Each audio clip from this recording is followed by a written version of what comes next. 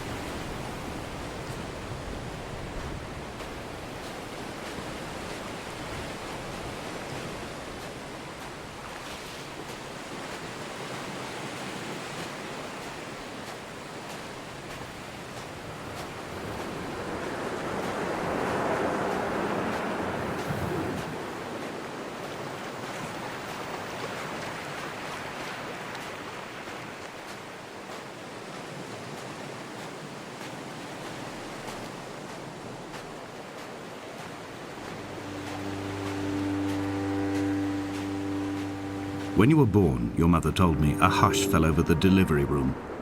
A great red birthmark covered the left side of your face. No one knew what to say, so you cried to fill the vacuum. I always admired you for that you cried to fill whatever vacuum you found.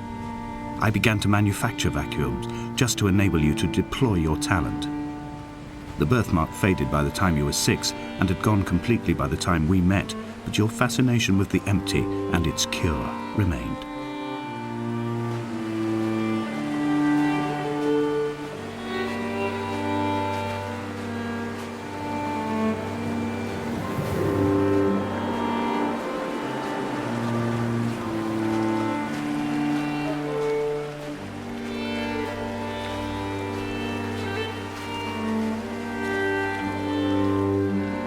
have found the ship's manifest, crumpled and waterlogged under a stash of paint cans. It tells me that along with this present cargo, there was a large quantity of antacid yogurt bound for the European market. It must have washed out to sea. God knows there are no longer gulls or goats here to eat it.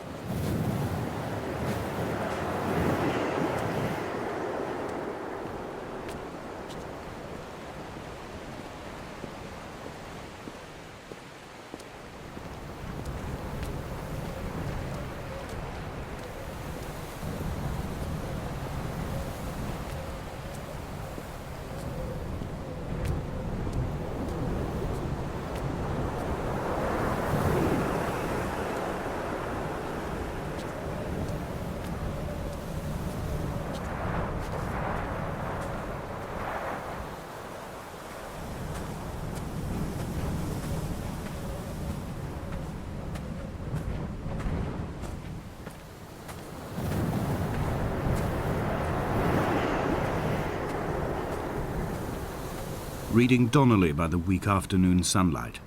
He landed on the south side of the island, followed the path to the bay and climbed the mount. He did not find the caves, and he did not chart the north side. I think this is why his understanding of the island is flawed, incomplete. He stood on the mount and only wondered momentarily how to descend. But then, he didn't have my reasons.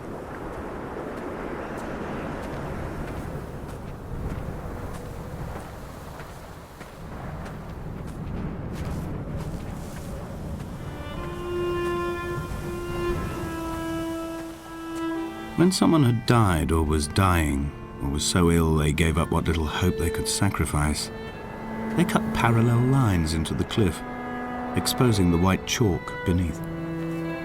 You could see them from the mainland or the fishing boats, and know to send aid or impose a cordon of protection, and wait a generation until whatever pestilence stalked the cliff paths died along with its hosts.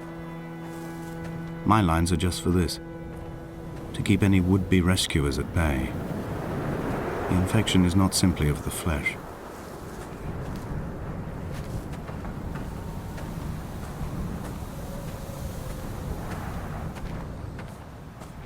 We are not like Lot's wife, you and I. We feel no particular need to turn back. There's nothing to be seen if we did. No tired old man parting the cliffs with his arms. No gifts or Bibles laid out on the sand for the taking. No tides turning or the shrieking gulls overhead. The bones of the hermit are no longer laid out for the taking. I have stolen them away to the guts of this island, where the passages all run to black, and where we can light each other's faces by their strange luminescence.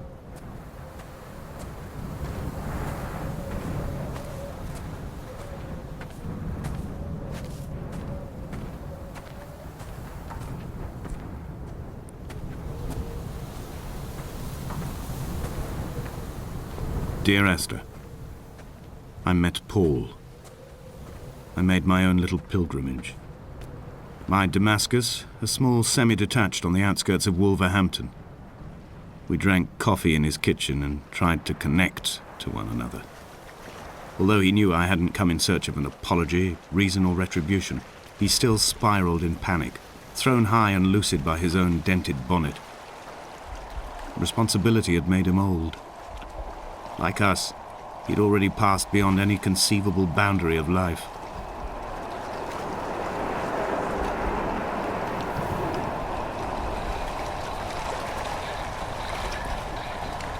I threw my arms wide and the cliff opened out before me, making this rough home. I transferred my belongings from the bothy on the mount and tried to live here instead. It was cold at night and the sea lapped at the entrance at high tide. To climb the peak, I must first venture even deeper into the veins of the island, where the signals are blocked altogether. Only then will I understand them, when I stand on the summit and they flow into me, uncorrupted.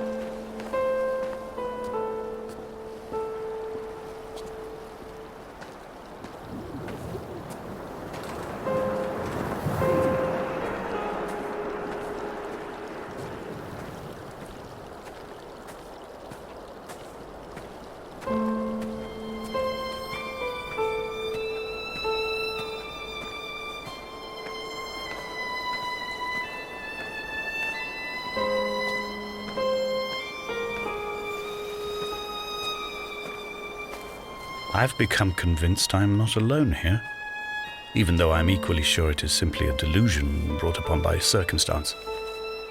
I do not, for instance, remember where I found the candles, or why I took it upon myself to light such a strange pathway. Perhaps it is only for those who are bound to follow.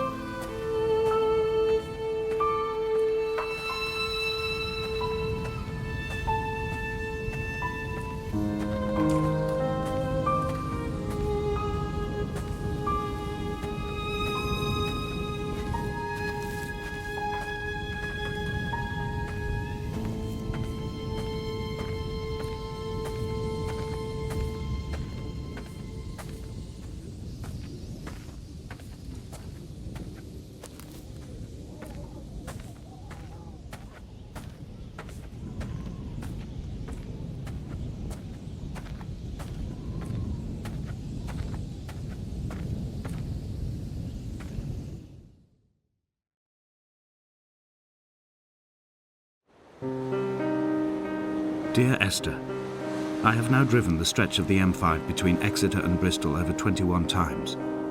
But although I have all the reports and all the witnesses and have cross-referenced them within a millimetre using my Ordnance Survey maps, I simply cannot find the location. You'd think there would be marks to serve as some evidence. It's somewhere between the turn-off for Sandford and the welcome brake services. But although I can always see it in my rear-view mirror, I have as yet been unable to pull ashore.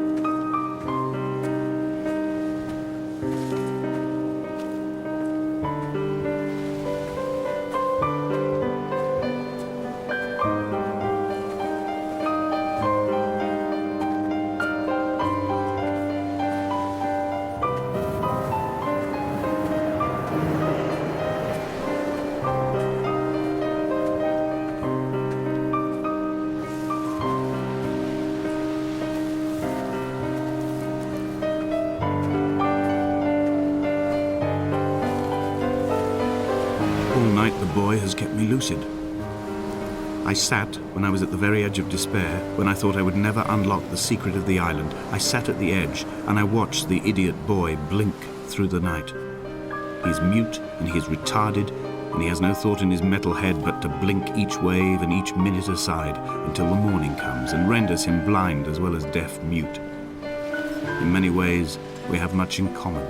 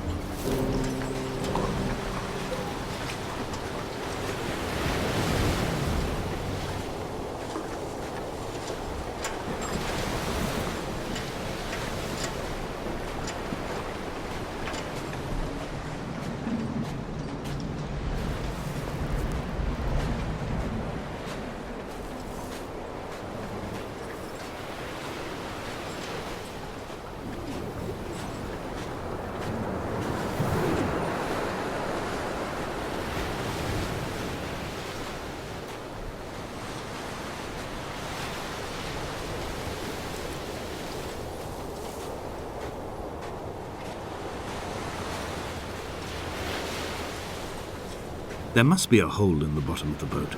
How else could new hermits have arrived?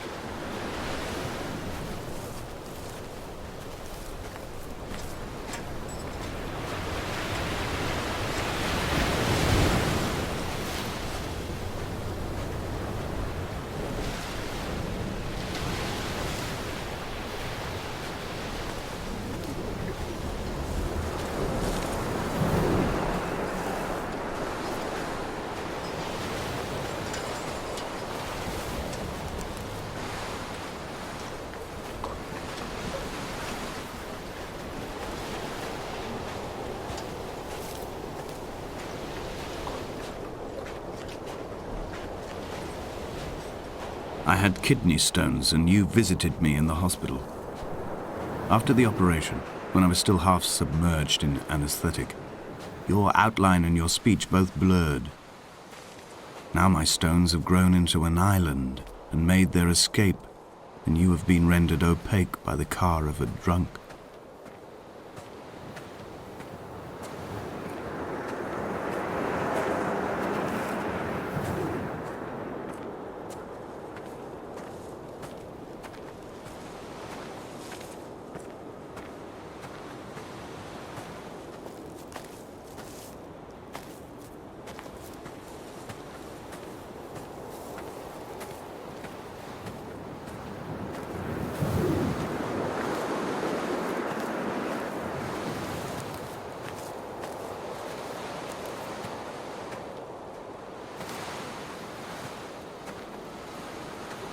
When I first looked into the shaft, I swear I felt the stones in my stomach shift in recognition.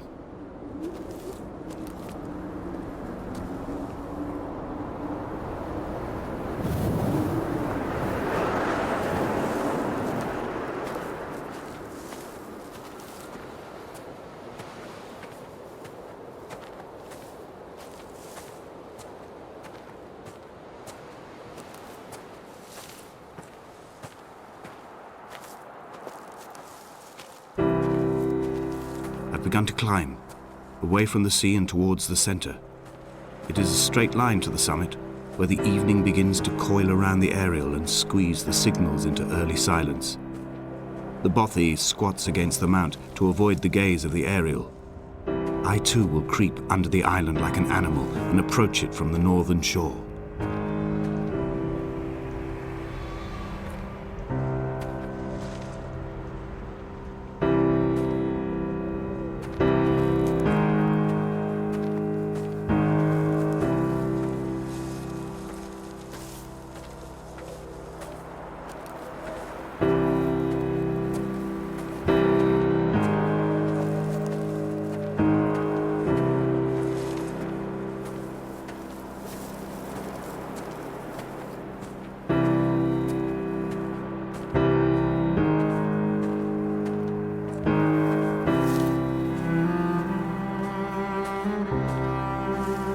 The bothy was constructed originally in the early 1700s. By then, shepherding had formalized into a career. The first habitual shepherd was a man called Jakobsen, from a lineage of migratory Scandinavians. He was not considered a man of breeding by the mainlanders. He came here every summer whilst building the bothy, hoping eventually that becoming a man of property would secure him a wife and a lineage. Donnelly records that it did not work. He caught some disease from his malcontented goats and died 2 years after completing it. There was no one to carve white lines into the cliff for him either.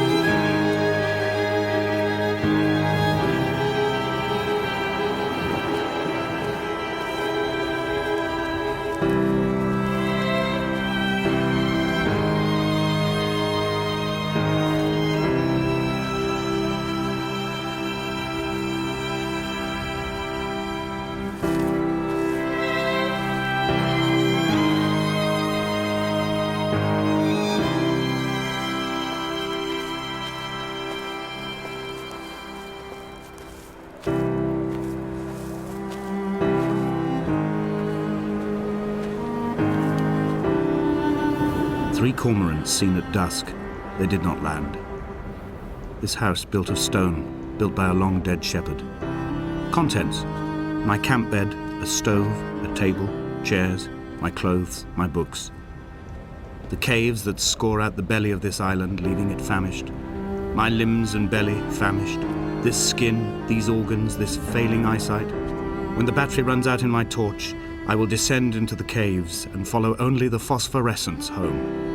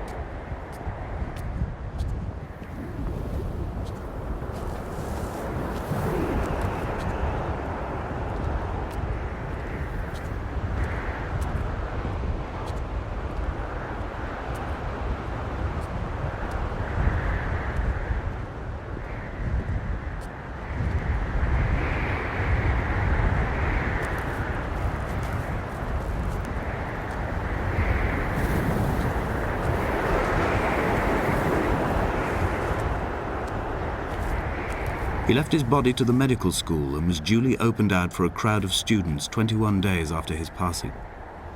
The report is included in my edition of his book.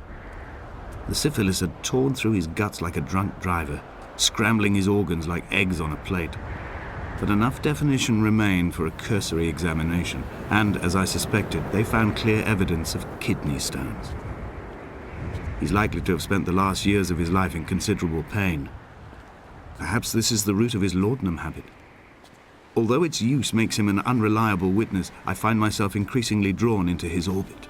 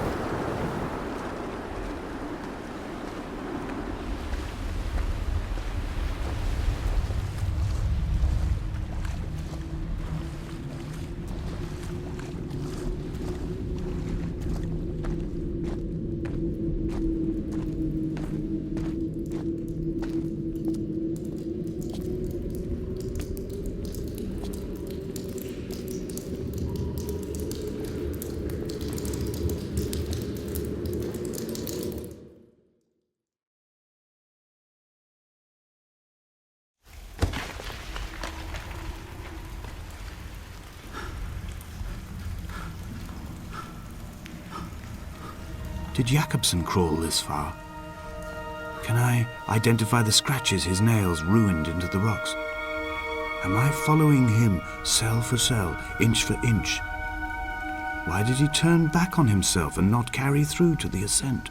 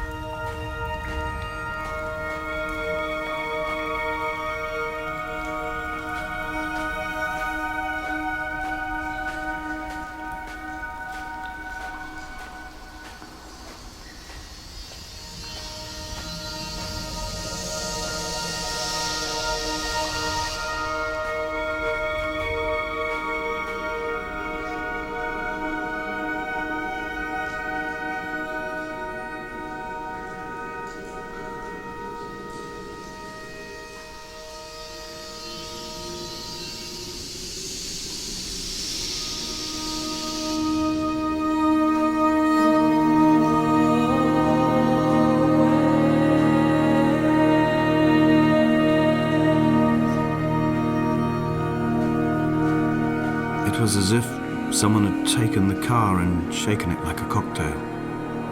The glove compartment had been opened and emptied with the ashtrays and the boot. It made for a crumpled museum, a shattered exhibition.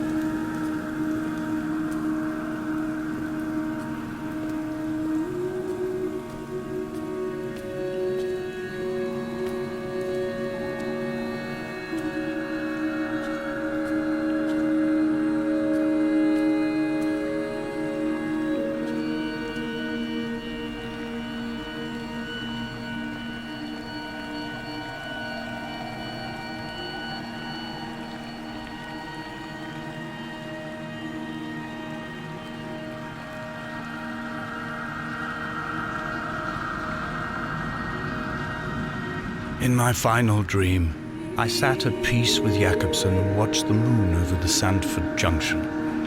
Goats grazed on the hard shoulder, the world gone to weed and redemption. He showed me his fever scars, and I mine, between each shoulder the nascency of flight.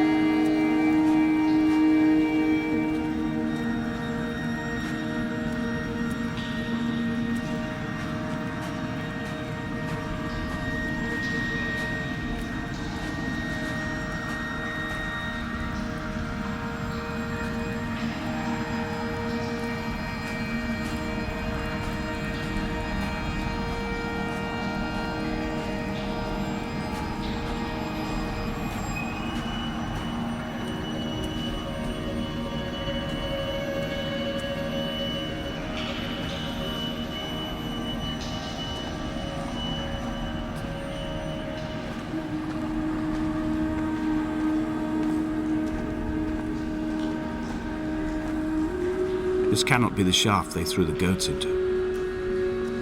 It cannot be the landfill where the parts of your life that would not burn ended up.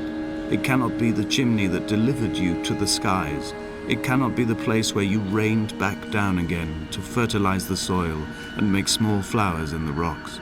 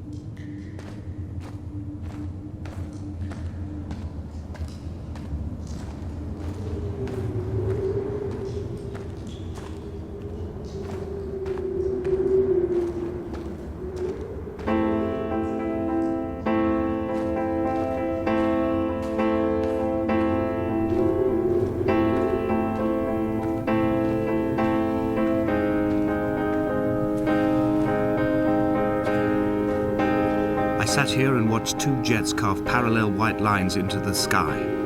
They charted their course, and I followed them for 21 minutes until they turned off near Samford and were lost. If I were a gull, I would abandon my nest and join them. I would starve my brain of oxygen and suffer delusions of transcendence. I would tear the bottom from my boat and sail across the motorways until I reached this island once again.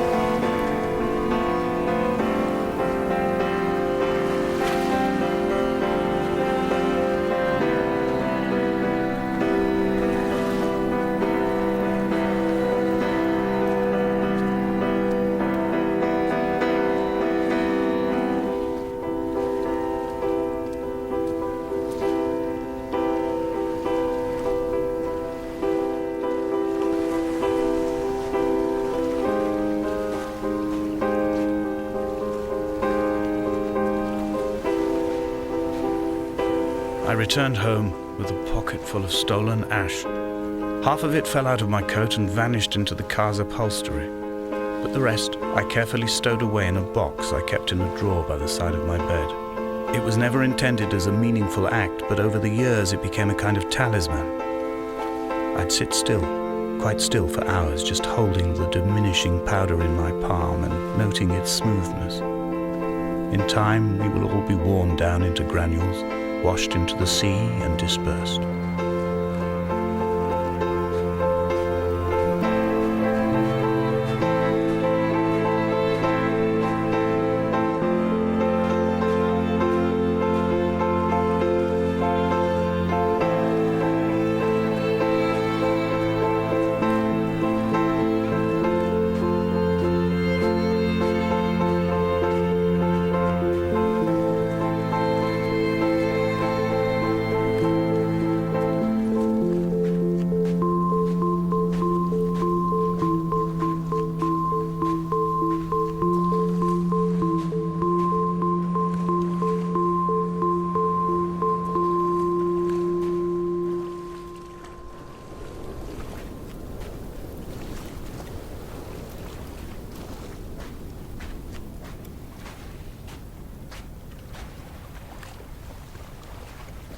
There were chemical stains on the tarmac, the leak of air conditioning, brake fluid and petrol.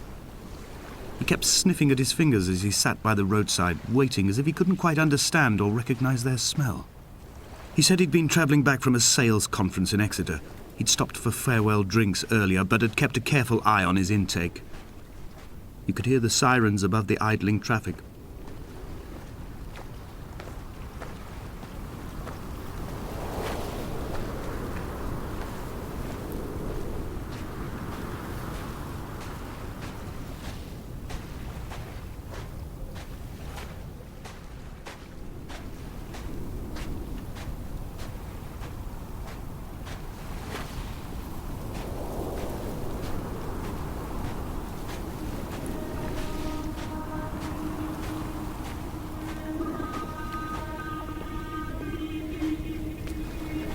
From here, I can see my armada. I collected all the letters I'd ever meant to send to you, if I'd have ever made it to the mainland, but had instead collected at the bottom of my rucksack, and I spread them out along the lost beach. Then I took each and every one, and I folded them into boats. I folded you into the creases, and then, as the sun was setting, I set the fleet to sail. Shattered into 21 pieces, I consigned you to the Atlantic, and I sat here until I'd watched all of you sink.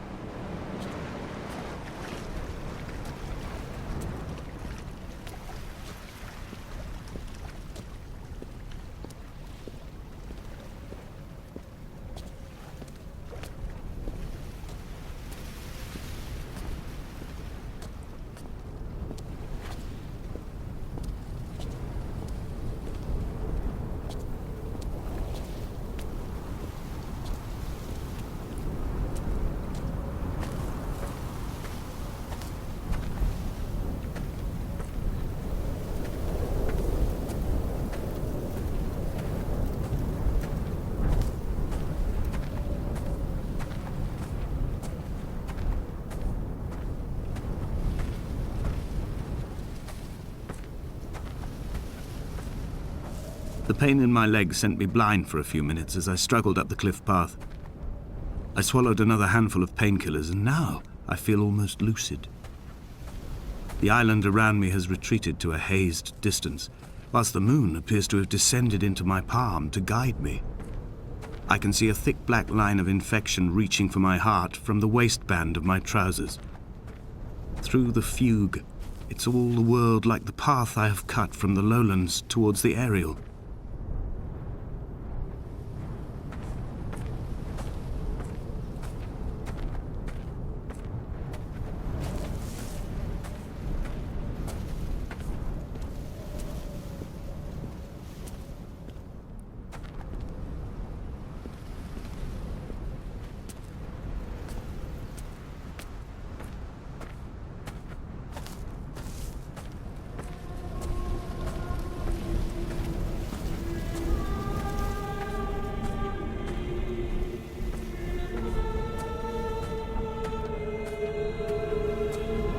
I've begun my voyage in a paper boat without a bottom.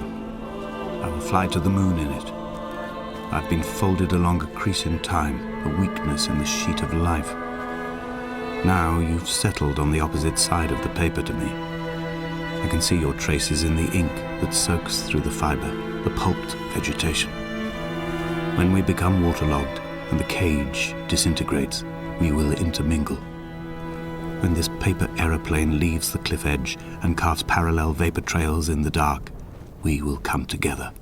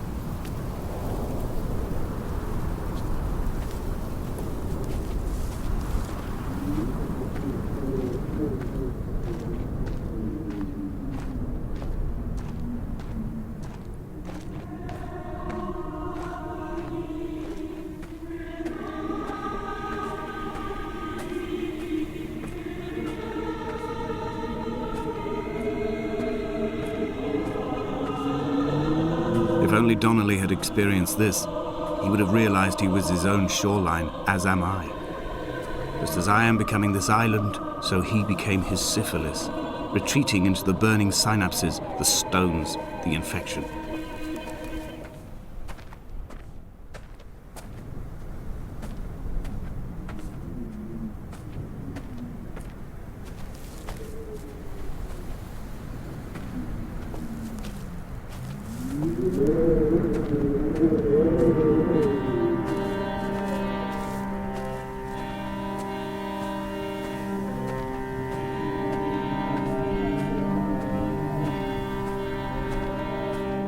Bent back like a nail, like a hangnail, like a drowning man clung onto the wheel, drunk and spiraled, washed onto the lost shore under a moon as fractured as a shattered wing. We cleave, we are flight and suspended, these wretched painkillers, this form inconstant. I will take flight, I will take flight.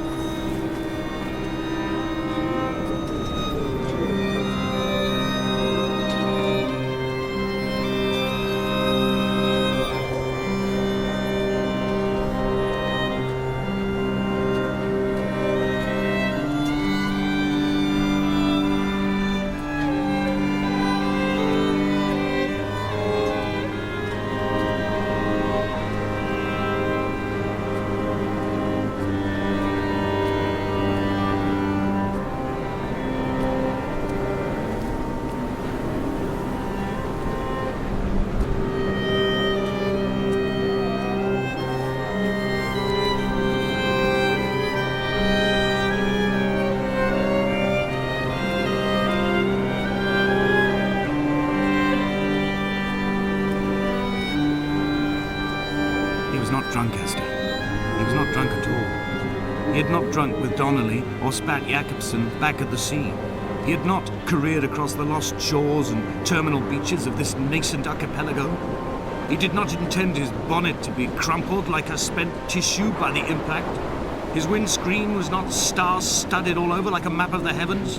His paintwork etched with circuit diagrams, strange fish to call the gulls away. The phosphorescence of the skid marks lighting the M5 all the way from Exeter to Damascus.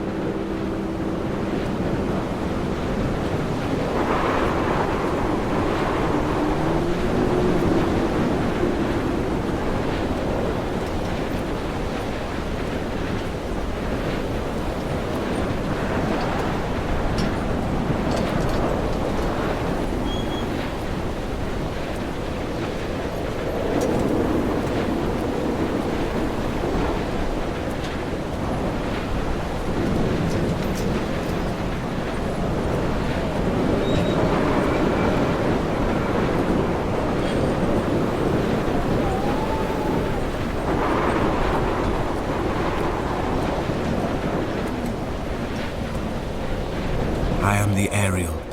In my passing, I will send news to each and every star.